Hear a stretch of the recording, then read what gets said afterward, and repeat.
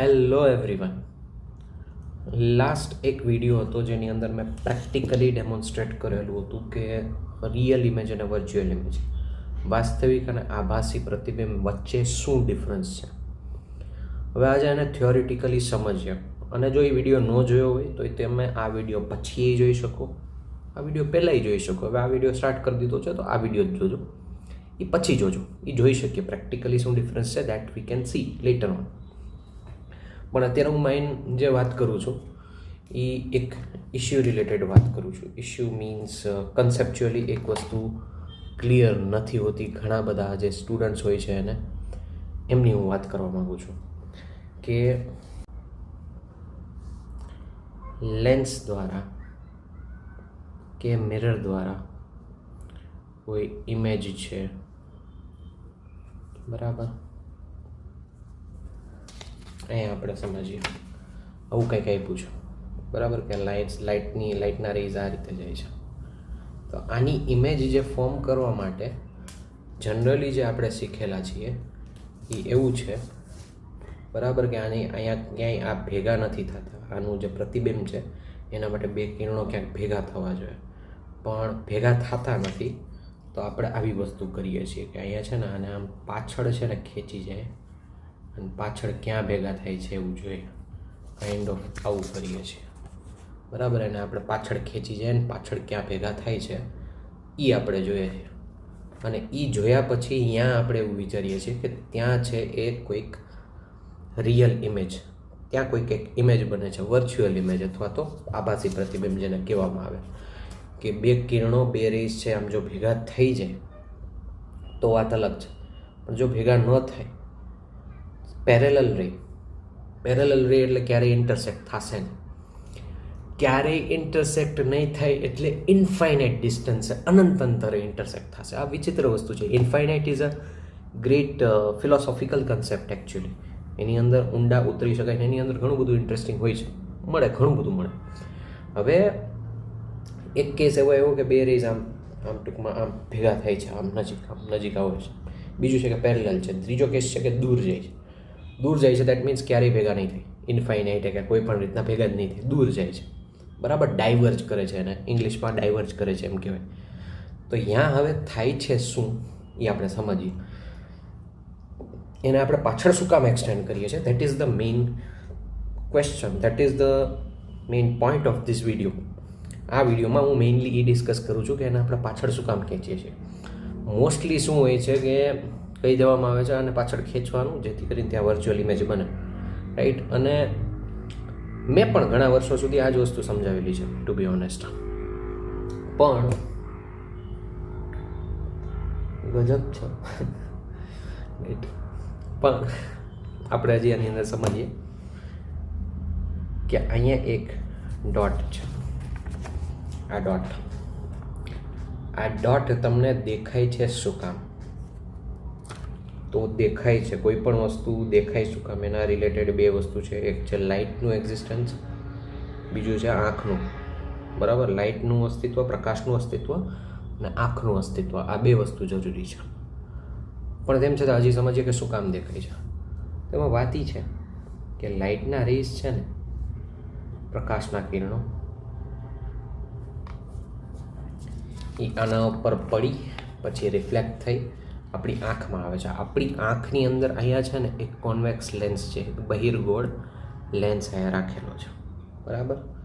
સમજો જે વસ્તુ હું તમને સમજાવવાની ટ્રાય કરું છું એ સમજો. આ પોઈન્ટથી જો ન સમજાણું હોય તો પાછો વિડીયો છે, બરાબર, બેકવર્ડ કરી અને પાછો જોજો. But let me again repeat. આ પોઈન્ટ તમને દેખાય છે એનું કારણ આપણે સમજીએ છીએ. આંખની અંદર આવી રીતના બહિર્ગોળ અરીસો અથવા તો કોન્વેક્સ લેન્સ આપેલો છે. હવે આ પોઈન્ટ છે ને એમાંથી લાઇટના રેઝ રિફ્લેક્ટ થઈને અહીંયા આવે છે. હવે અહીંયા આવીને આગળ આંખની અંદર જ રચના આ રીતની છે. આંખની અંદર જ આ રીતના ઘણું બધું છે પાછળની સાઈડ. એક્ઝેક્ટ હું ડ્રો નથી કરતો અત્યારે, પણ રેઝ આ રીતના ભેગા થઈને અહીંયા ભેગા થાય છે, બરાબર, અહીંયા. અને આ જે પ્લેસ છે આને રેટિના કહેવાય, બરાબર. તો આ જે ડોટ છે એ ડોટની જ ઇમેજ અહીંયા બને છે, રેટિના, અને એ રિયલ ઇમેજ બને છે. આમ તો આ ડોટની જ ઇમેજ અહીંયા બને છે, બરાબર. આંખ આ રીતનું કામ કરશે. એટલે અહીંયા ઇમેજ બનવાના લીધે તમને અહીંયા આ ડોટ દેખાય છે. અહીંયા સુધી સાથે છો? બરાબર. હું માનું છું કે સાથે છો. જો ન સમજાણું હોય હજી હું તમને કહું છું સરખી રીતના આગળ પાછળ કરજો, અને આ વિડીયો પછી ન સમજાય તો હજી મને કહેજો, રાઈટ. પણ આ ડોટ છે એની ઇમેજ અહીંયા બને છે, અને અહીંયા બનવાથી આગળની પ્રોસેસ ને એ બધું આપણે હજી સમજવાનું છે. એ બધી અલગ વસ્તુ છે. બ્રેઇનની અંદર શું થાય ને એ રેટિનાની ઇમેજ કઈ રીતના, શું કયા કયા આંખના, બરાબર, એવી કઈ કઈ વસ્તુ હોય જેનાથી આ ઇમેજ બને છે, એ બધું અત્યારે ઇગ્નોર કરજો અત્યારે, રાઈટ. પણ આ ડોટ તમને અહીંયા એટલે દેખાય છે કારણ કે આ ડોટમાંથી લાઇટના રેઝ બરાબર આની ઉપર પડે છે, પછી આના ઉપરથી રિફ્લેક્ટ થાય છે, પ્રકાશના કિરણો આની ઉપર પડે છે, પછી એ પરાવર્તિત થઈ આપણી આંખની અંદર આ રીતના પ્રવેશે છે. એટલે આપણી આંખની અંદર અહીંયા ઇમેજ એટલે કે પ્રતિબિંબ આ વસ્તુનું અહીંયા બનવાથી આપણને બધી વસ્તુ દેખાય છે. હવે વિચિત્ર વાત હું તમને કહું છું. એક મૂવી છે મેટ્રિક્સ કરીને. મેટ્રિક્સ મૂવીની અંદર શું હોય છે કે આપણા જે સેન્સરી પરસેપ્શન જે છે, બરાબર, આપણા સેન્સરી પરસેપ્શન એટલે શું કહેવાય ગુજરાતીમાં યાર, ટૂંકમાં આપણે જે અનુભવ કરીએ છીએ, જે આપણી જ્ઞાનેન્દ્રિયો દ્વારા જેટલું પણ અનુભવ કરીએ છીએ, એને ક્વેશ્ચન કરવામાં આવ્યો છે આ મેટ્રિક્સ મૂવીની અંદર. મેટ્રિક્સ મૂવીની અંદર શું છે કે એક ક્વેશ્ચન પૂછે છે રિયલ એટલે કે શું. આના રિલેટેડ ઘણી બધી વસ્તુ પૂછે છે, ડિસ્કસ કરે છે. It's a good movie overall, right. એની અંદર એક વર્ચ્યુઅલ દુનિયામાં કોઈક માણસ છે એ જીવતો હોય છે, અને ઘણા બધા માણસો જીવતા હોય છે. કોમ્પ્યુટર, બરાબર, or artificial intelligent or something એ કંટ્રોલ કરે છે. મેં એ મૂવી જોયું નથી, પણ એ મૂવીના રિવ્યૂઝ ને બીજી કેટલી અલગ રીતના એના અમુક સીન્સ જોયેલા છે, એટલે હું તમને કહું છું, રાઈટ. તો એ જે મૂવી છે એની અંદર આવી મેઇન કન્સેપ્ટ આવો છે કે સામે જે મને અનુભવ થાય છે, સામે જે દેખાય છે, સામે જે સંભળાય છે, એ શેના લીધે સંભળાય છે કે શેના લીધે દેખાય છે? તો મગજ સુધી સિગ્નલ્સ જાય છે એટલે દેખાય છે. હવે એક સ્ટેપ આની અંદર ક્વેશ્ચન પૂછ્યો કે સામે કોઈ વસ્તુ હોવાના લીધે દેખાય છે કે એના ઉપરથી બધું સેન્સરી ઇનપુટ અંદર જાય છે એના લીધે દેખાય? જો સેન્સરી ઇનપુટ અંદર જાય એના લીધે દેખાય તો એવું કરી શકાય કે અહીંયા મારી સામે આ પેન ન હોય, પણ એવા રેઝ મારી આંખ સુધી મોકલી દો કોઈક રીતના કે જેથી મને અહીંયા પેન દેખાય, તો મને પેન દેખાશે, બરાબર. એવી રીતના કાં પછી અહીંયા અંદર છે, અહીંયા કંઈક હેક કરી નાખો અહીંયા કે જેથી મને આ પેન દેખાય, હકીકતે સામે ન હોય, બરાબર. અને ઘણી રીતના એક્સપિરિયન્સ એ થાય કે આ તો ખાલી એક સેન્સની વાત છે, જોવાની સેન્સની વાત છે, સાંભળવાની સેન્સ છે, ટચ કરવાની સેન્સ છે, અલગ સેન્સ મને એક્સપિરિયન્સ થાય એવું અહીંયા જો પ્રોસેસ કરી શકાય એને હેક કરીને, જે એ મૂવીમાં કરેલું છે આખું, બરાબર. તો મને આ વસ્તુ એક્સપિરિયન્સ થશે. હવે આ એક્સપિરિયન્સ કરવા માટે મારે ટૂંકમાં એક, બરાબર, એક સિગ્નલ કંઈક રીતના અહીંયા ક્રિએટ કરવું પડ્યું, એ કંઈક કરવું પડ્યું.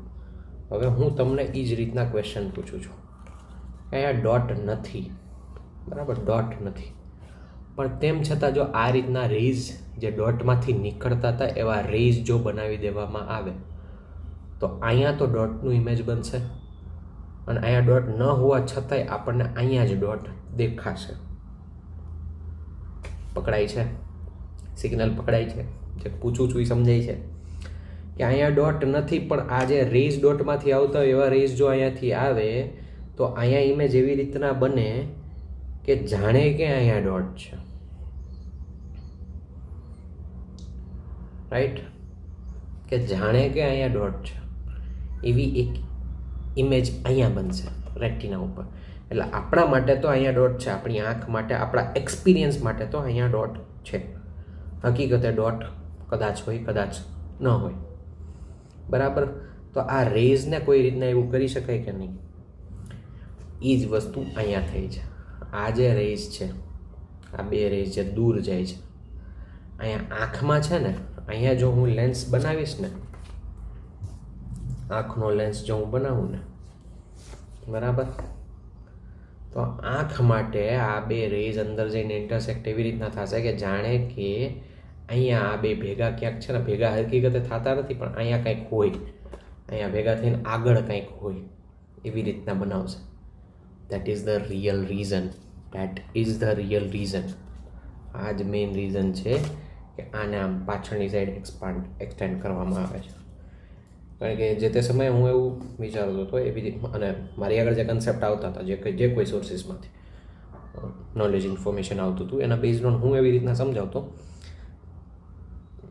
કે કોઈ ઓબ્જેક્ટ આપણને એટલે દેખાય છે કારણ કે લાઇટ એના ઉપરથી રિફ્લેક્ટ થઈને આંખમાં આવે છે અને આંખ એવી રીતના જોવે છે જાણે કે આમ બહારની સાઈડ બધું આમ છે ને એક્સટેન્ડ કરીને જોવે છે બહારની સાઈડ, બરાબર. દ્રષ્ટિ બહાર આવે છે. હકીકતે શું છે કે લાઇટ રે અંદર આવે છે, રાઈટ. આ હકીકત છે.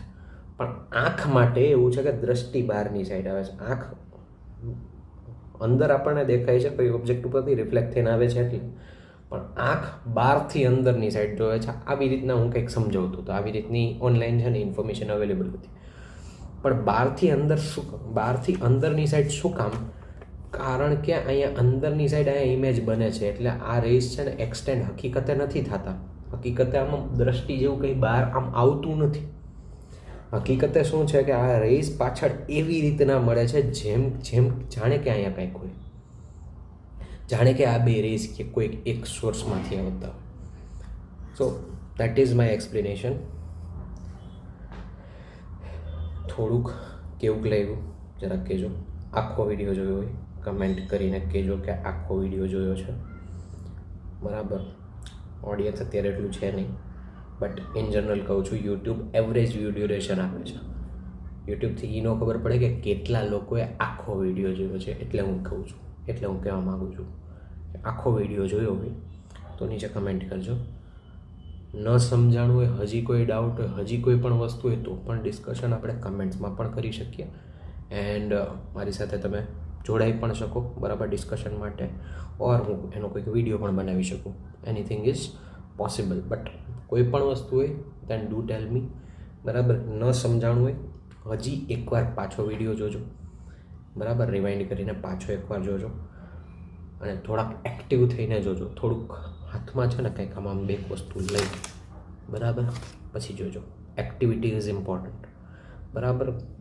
ઘણા રીઝન્સ છે કે તમે એક્ટિવ લર્નિંગ અને પેસિવ લર્નિંગ બે વસ્તુ હોય. તમે એમને બેસીને એમને વિડીયો જોશો ને you will learn less compared to કે તમે વિડીયો જોવો તો સાથે કંઈક એક્ટિવ રહ્યો છો, રાઈટ. કે કંઈ વસ્તુ વાંચો છો, વાંચવાથી એટલે વધારે સમજાય હકીકતે. કારણ કે વાંચો છો ને એની અંદર એફર્ટ લાગે છે. બેસીને વિડીયો જોવામાં એટલો એફર્ટ નથી લાગતો, રાઈટ. બેસીને તમે વિડીયો જોતો એની અંદર પોઝ કરીને ઘડીક વિચારો, ઘડીક કંઈક લખો, ઘડીક કંઈક કરો, પછી પાછો પ્લે કરો, એમ કરો ને તો એનાથી હજી સમજાય વધારે. Okay, with this I end this video. By.